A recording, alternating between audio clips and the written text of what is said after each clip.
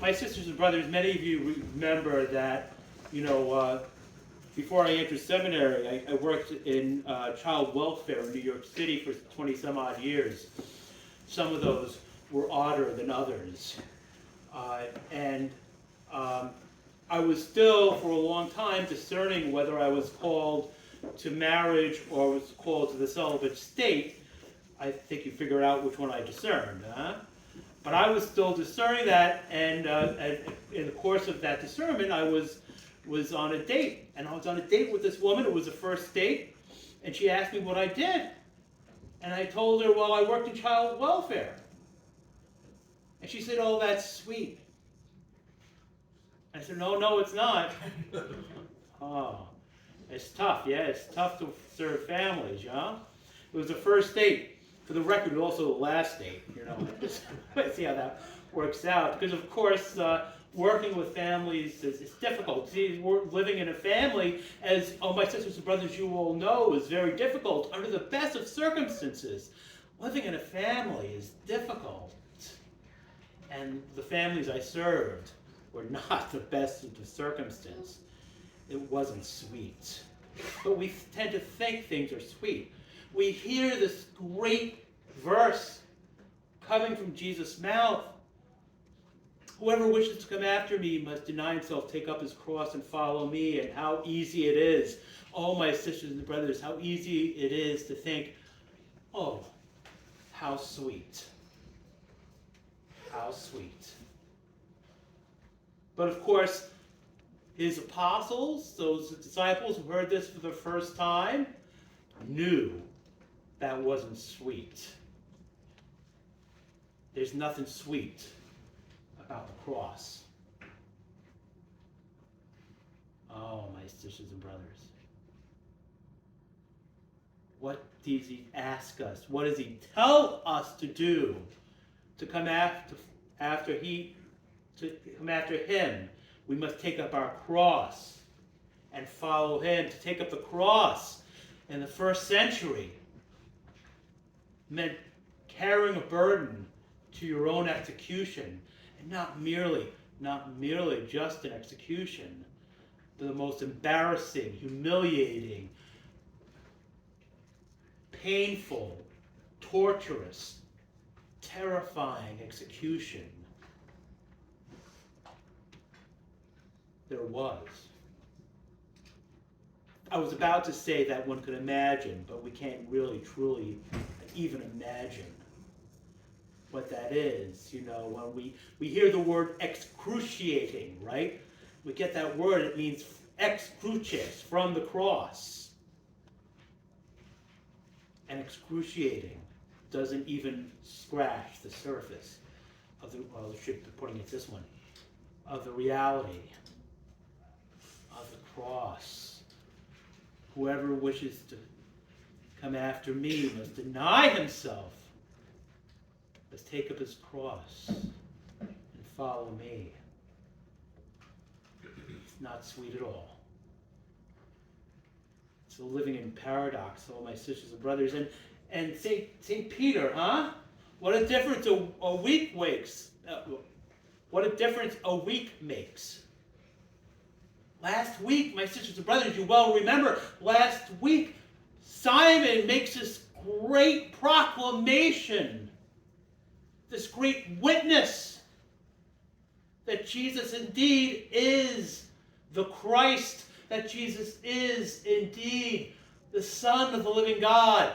And Jesus gives him a new name. Jesus calls him Peter, calls him Rock. And today, Jesus gives Simon a new name. Get behind me, Satan. You are an obstacle to me.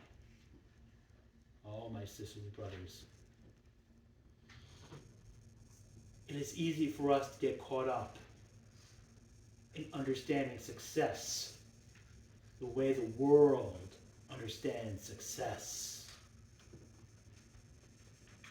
And our Lord challenges us that the success he offers, the kingdom that he offers us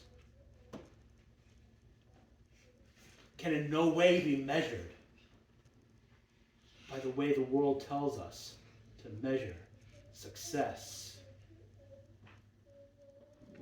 But instead, that we are called to, instead of saving our life, lose it, but losing our lives for his sake, we will find it. Called as we are to offer our bodies as living sacrifice, holy and pleasing to God, our spiritual worship. You know, I don't have the Greek in front of me. You know, it's all Greek to me. You know, but many scholars will argue that the word translated into English here is spiritual, is better translated as rational, that we offer our bodies as living sacrifice, holy and pleasing to God, our rational worship. You know, my sisters and brothers, you know, we're in a very painful time here, right? Up in the mission of Immaculate Heart of Mary in Princeton. As we know, we are slated to be consolidated with St. Joseph Church down in Trenton. And similarly, our sisters and brothers down in Hamilton at Sacred Heart being consolidated with Mary Immaculate in Gallatin, and the folks at $7 in Hurlingen to coordinate with St. Joseph Easton. And all of those churches, all of us, can fall into this notion that somehow we're a failure. And yet, we know that the way that God measures success has nothing to do with the way that the world measures success. But instead, we let ourselves be duped into loving God, into serving God, into living for his kingdom. So that being so duped, being so committed to the good news of Jesus Christ,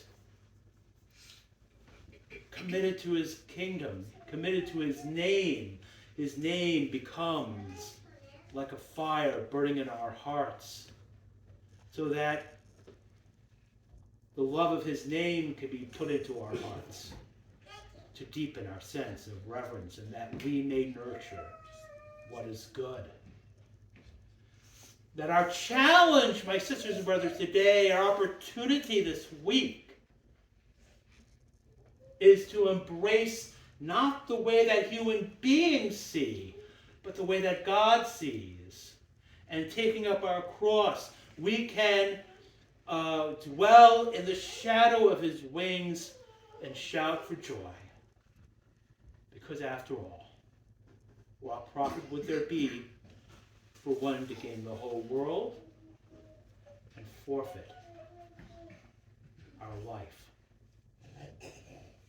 Praised be Jesus Christ, now and forever.